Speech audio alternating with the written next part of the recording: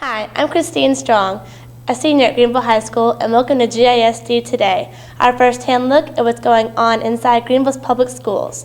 We've got a packed show for you today, including our good news brief. But first, let's meet the new Superintendent of Schools, Don Jeffries. For the past 2 years, who's been the high school at Greenville, has just been named the new Superintendent of Schools. And as GISD Today's Brad Pest found out, he has high hopes for all the students of Greenville. Welcome to today's episode of GISD Today. In November of 2007, Lloyd Graham, who had served as Greenville ISD Superintendent since March of 2006, was named the lone finalist for the superintendent position in LaPorte ISD near Houston. He ultimately took that position and reported for duty in LaPorte at the end of February.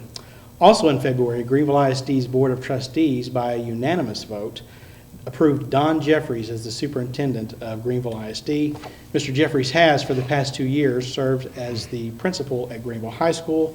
Joining me today in the Annie Mae Scrimsher Library at Lamar Elementary is Greenville ISD's new superintendent of schools, Don Jeffries. Don, I would say welcome to Greenville, but obviously you're not new to the community, and you've been here, and in fact you've been in one of the most visible and important positions in the community, high school principal. That's a good place to start. Give me your thoughts on leaving Greenville High School. Well, actually, that's pretty tough. You know, I tell my staff one of the most important things you can do with the kids, with the students in the high school, is develop a relationship with them.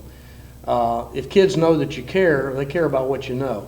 And so I think it's important that teachers, principals, staff members take an interest in the student body, take an interest in the students, the individual students, as many as possible, and become involved in their life and their education. I think that the job as a high school principal or a high school teacher, or a teacher period, is really one of the most important jobs in the whole community. We've got the children's most precious, the community's most precious resource in their children. I've really enjoyed Greenville High School. I think we have, last year we did some restructuring, reconstituting, restaffing basically. Did a lot of work with the student body. I have a principal's advisory committee where I've involved students in some of the decision-making processes to get ownership on their part. They've had some very, very good ideas. They've come up with some good suggestions on what we can do to improve things. So I've worked hard to build some of those relationships with kids, and I told them, I said, the main thing for me is that I will finish this school year out at Greenville High School. So I do not intend on leaving completely anyway until the school year's out and the graduating class is gone. So I'll be transitioning this spring basically between the high school and the central office. So it's tough, because the kids, you get attached to them and you really like working with them, and we'll be okay. It's a good job. You're looking back. You're leaving the high school, going to a new position. Looking back, what are a couple of the things that you're proudest of that you and the staff at the high school accomplished the past 2 years? Well, I think first and foremost, we've raised some of the academic performance level of our kids. And I've helped the students to understand that the tests that we're taking, whether it's a state standardized test or the SAT or whatever, those test scores reflect their performance. They reflect our preparation for them. They reflect, though, ultimately what the kid has done to incorporate the learning, the challenges, the instructional challenges, and be able to apply them in a testing situation. So it reflects what they're able to do with the information.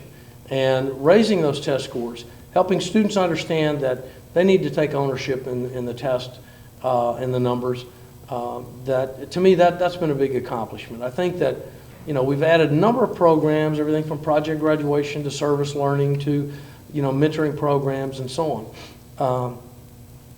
And those are good, and that helps, but really hiring quality teachers, improving the instructional program, building a stronger instructional staff, to me that's priority number one, and providing a safe and orderly environment for kids to go to school and teachers to teach and kids to learn. And we have a very safe environment, and kids know it, parents know. They come up, all you have to do is come up and visit, and you can see that. So that's important. I tell parents that my first obligation to you is not to educate your child. That usually gets their attention. They go, wait a minute, you're the principal.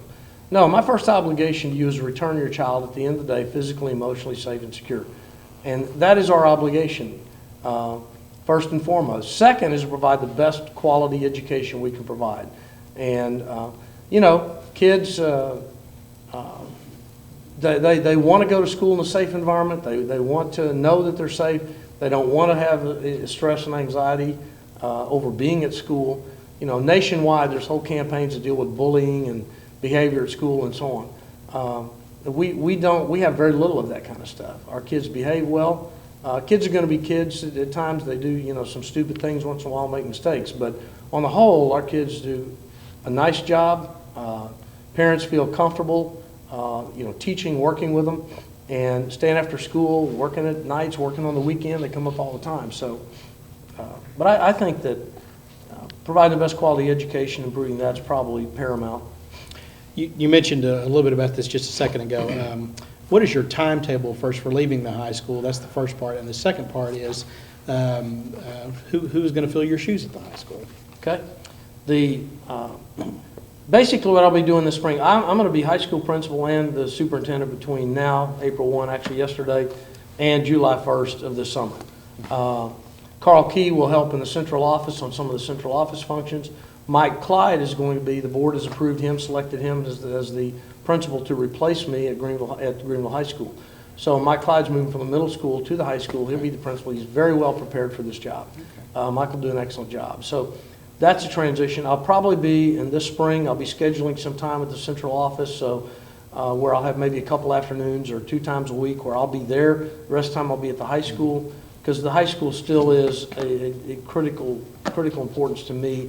Finish the year out successfully, get our test scores up, and move on with that. Especially during the spring months, that's such a crucial time at any Right. school, but especially at the high school with graduation Right. and everything coming up. Well, you have all kinds of senior activities, spring events. There's more things going on at high school in the spring than any other time of the year.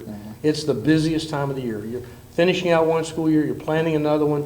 You've got all the spring sports, spring activities, choir, band, all the programs, banquets, you name it, it happens in the spring. Okay. So I look forward to that. Let's talk a little bit about your new position. You're transitioning now to the position of superintendent of schools. Right. What led you to seek the position?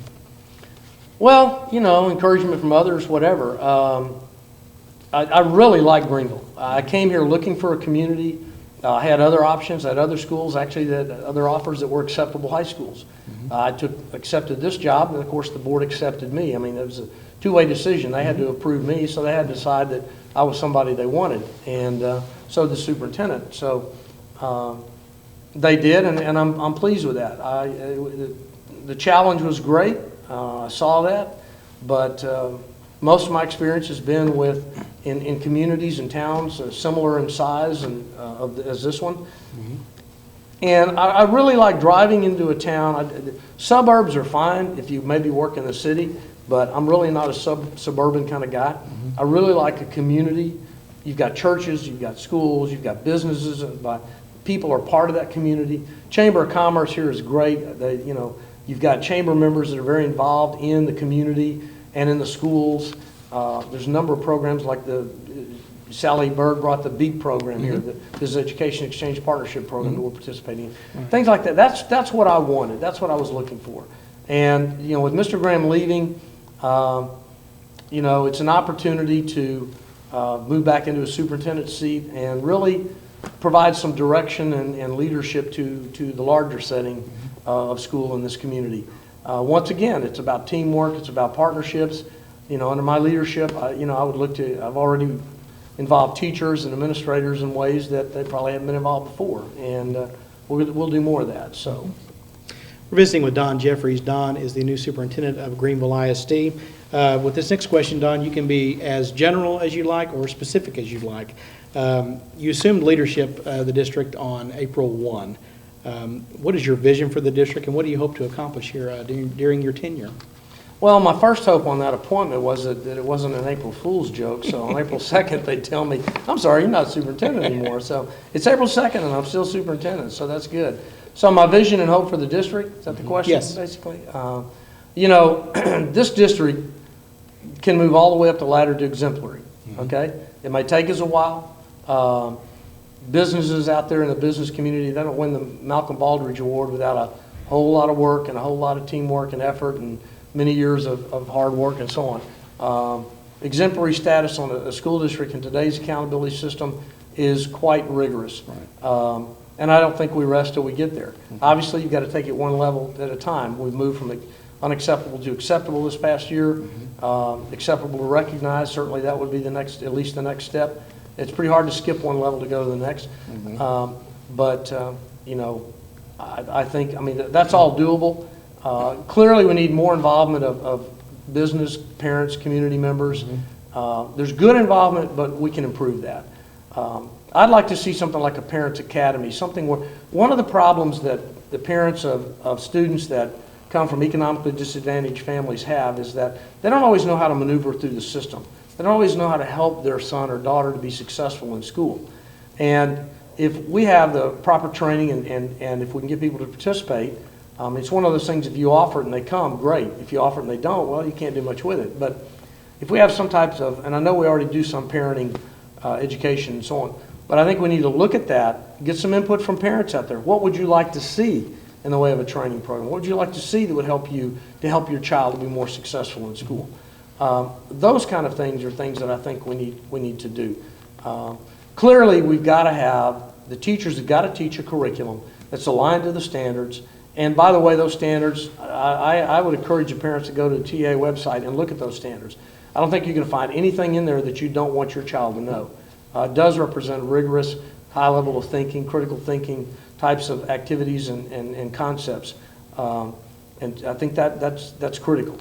Because if the teachers are not teaching a curriculum that's fully aligned, then the kids are not going to do well on state assessments, and that's what we're all measured against. The equivalent, I would ask a parent or a community member or business people or Stan the cameraman there, you know, if you have to take a flight to Chicago and you board that plane, you want to make sure that that pilot has a flight plan that's getting you to Chicago and not New York City. Because if he's got a flight plan that's taking you somewhere else, that's going to create a problem for you. Right. And if we're not teaching our kids what they need to get to the level of passing and commended and excelling on the state test, then we're doing them a disservice. So we have to make sure that what we do is fully aligned and articulated in such a way that teachers teach what they need to teach so our kids are successful. And then we also need to give our teachers, you know, some latitude in teaching, pulling tools out of their toolbox instructionally so they can use their talents and their skills to be creative about the material and the things they do with their kids. Okay.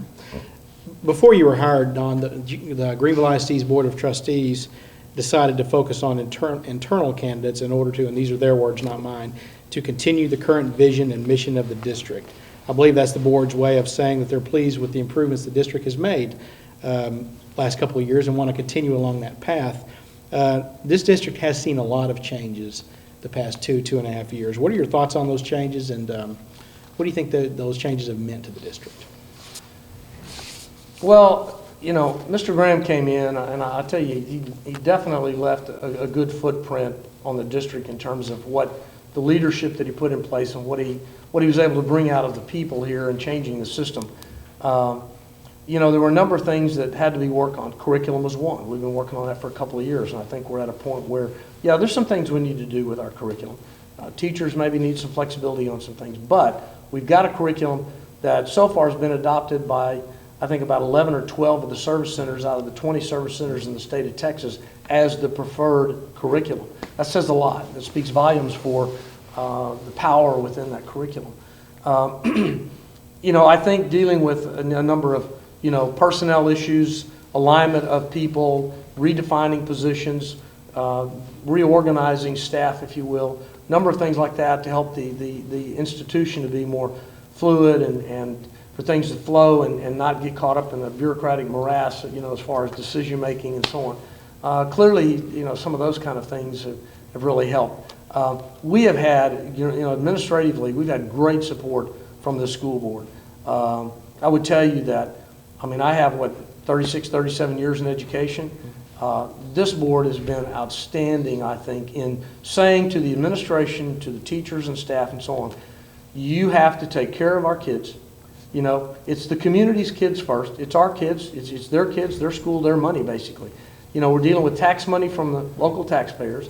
We've got their children, got their facilities, and we have to be good stewards of all of those. Not only just stewards, you've got to be good shepherds and good leaders. And the school board has clearly set some high expectations for all of us in what we're supposed to be doing daily with those kids. And so, you know, I think, to me, those are some of the things that stand out as to where we are administratively. There's been some good improvements put in place, reorganization of the budget. You look at the budget, for example, what is it? 57% of our money goes to directly to instruction. Actually, it's more than that. Yeah, it's about 67%. So about 67% of our budget goes directly into instruction. That's very unusual. That, for the general public, they don't know that, but that's high. That's very, very high number. When I was in Arizona, one of the standards that the legislature passed back in 01, 02 was to get to the goal of 65% of the budget to be spent on instruction. And most of the districts in that state weren't even close to 65%. So, and of course, Texas has got standards similar to that. And we're doing quite well. So I think reestablishing the priorities, putting the focus on the kids. Some school systems focus on the teachers. It's all about doing what's best for the teachers. Really, this district focuses on what's best for the kids. Because I think if you do what's best for the kids, you're also going to be doing what's best for the teachers. Right. Okay? And to me, that's how it works. And clearly, we've got to have, you know, I think the stipends that they put in place, that the board's approved for math and science teachers, clearly helped us to pull in some math and science people and special ed and others that we wouldn't have been able to get otherwise. So that's a significant commitment.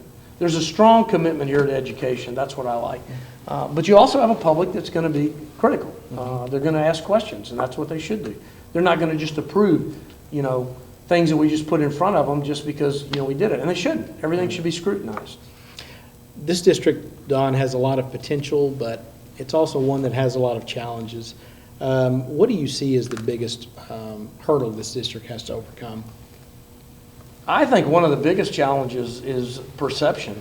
I think that what's going on is not even close to what some, and I'm going to say some, there's pockets of perception of people that have perception of the schools or the districts that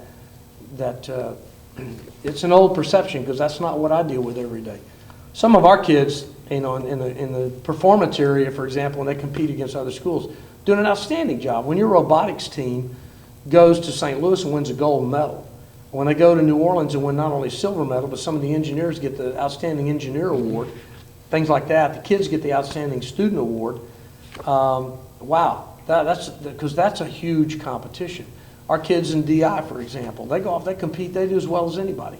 UIL academics, you know, we're improving that. I think for years that program has been neglected somewhat. But the kids have the talent, they have the ability. There's no reason why they can't be, you know, winning contests and moving on to state. And we have that now. We have kids moving it to up in state in fine arts, in academics. You know, Benny Lee and Spencer Payne just went to the state powerlifting meet, won at that level. We had several that went. Those two won at the state level. So, you know, I think the perception out there that well, it's just not maybe as good, or they have, you know, fights every day or whatever. You know, that's not even close to the truth that goes on within the walls of the high school, for example, where I am, or the other schools that I've been in. You've got teachers here that care, that build relationships with kids, that are committed to those kids being successful. You know, many of us are parents, it's our own kids. I mean, you know, otherwise you have to ask yourself the question, well, which one of these children do we not want to teach today? Okay? And we don't do that. I mean, it's about serving all kids, because all kids have to be successful. I think the perception issue is really one of the biggest challenges. I think clearly we're going to have to continue to raise our academic standards and our performance, no doubt about that. I am, other than having a few issues with some specifics in the accountability system, I've been in favor of accountability throughout my entire educational career. When they started talking about accountability in the early 80s, I'm going to bring it on. So I don't have a problem with that. I've heard you mention teacher empowerment before. I know you've been making the rounds at all the district campuses, visiting with teachers. What have you learned from those visits? That's been really, really good. I've really enjoyed that. What I do is I do a needs assessment activity. I give 3 index cards to every teacher. They define the issue. It's anonymous. They don't put any names on it. They describe the issue, concern that they have, and they categorize it. Then we put them in stacks by category. Then we process them and look at them. I actually have the principal work on that at that level at each campus. When all that's done, we're going to look at them at the central office level. excuse me, what that's helped me to do is to understand from the teachers that what the teachers, I think, you're asking so far, so I'll just give you some indications of some of it. I think some of the teachers would like to make sure that they have a little bit more say in some of the decisions we make about how we organize instruction, or whether they departmentalize, or whether they're grade level, or whether they have some flexibility with the curriculum or not. And there's some easy ways to give teachers more input and more flexibility with some of those kinds of tasks or arrangements. But there still has to be accountability in that system. So no matter what you do, you still got to include accountability. You can't escape that. I think that's one thing. The other thing is that the principals out there, I think the principals are doing a really good job. A lot of the teachers obviously feel comfortable with the leadership that they have. There's some issues here and there, occasionally on dress code or discipline or curriculum or facilities. The other big issue I think really that stands out is the stack of cards that come in with concerns about the facilities. The air conditioner doesn't work in my room. It's very inconsistent. We have a roof leak, and we put out trash cans to take care of the roof leak every time it rains. So those kinds of issues really came up a lot. I mean, that's clearly the teachers have concerns about some of the facilities. They're old, got roof issues, got heating and cooling issues. The cooling units are 20, 30 years old and being repaired. That's very inefficient, also costs us a lot of utility money, and we all know how expensive utilities are. Yeah. Something else I've heard you talk about before is continuous school improvement. Speak to that a little bit. Well, no matter where we are in the process of improvement, we've got to continue to grow and continue to improve. Bottom line, pretty simple. The only way you're going to do that is involving people. So back to the issue of teacher empowerment. Teachers need to be involved in certain things in decision level and helping us plan, helping us identify problems. That's why the needs assessment activity. And help us to plan solutions for some of those problems. I think that, to me, that's pretty critical. But continuous improvement, it goes back to some of the quality movement and Demings and quality movement and so on. But bottom line is that if we don't look at our data, look at our performance, analyze that, break it down, disaggregate it, look at it, where are the problems, where are the weaknesses, and then plan accordingly, and that needs to drive the continuous improvement process. You're going to have to, first of all, what are the type of data we should be looking at in addition to the AIS data? and then how do we use that data? How often do we get it? And then when we do get it, what do we do with it? And how do we use that to plan and move forward? Staff development needs to be aligned to data. Teacher performance needs to be aligned to data. If teachers aren't using a variety of instructional strategies in the classroom, we need more staff development. Numbers, data, observations tells us all those kind of things. Well, we've been visiting with Don Jeffries, Greenville ISD's new superintendent. Don, you have a daunting task in front of you, but I know it's one that you're prepared for and one that you're excited about. We've got a good team to work with. And good luck to you, and we look forward to hearing more from you in the future. Thank you very much. Enjoyed it. Thank you.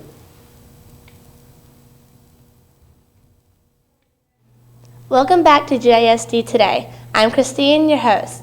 Before we toss it over to our good news brief, let's take a moment to thank our sponsors.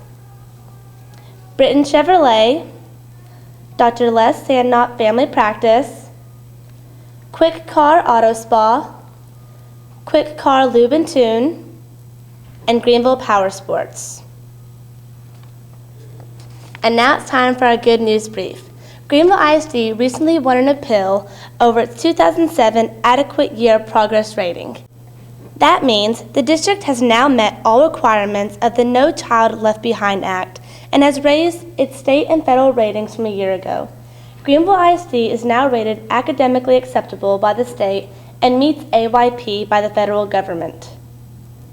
At some Greenville ISD schools, students' performance have been good as gold.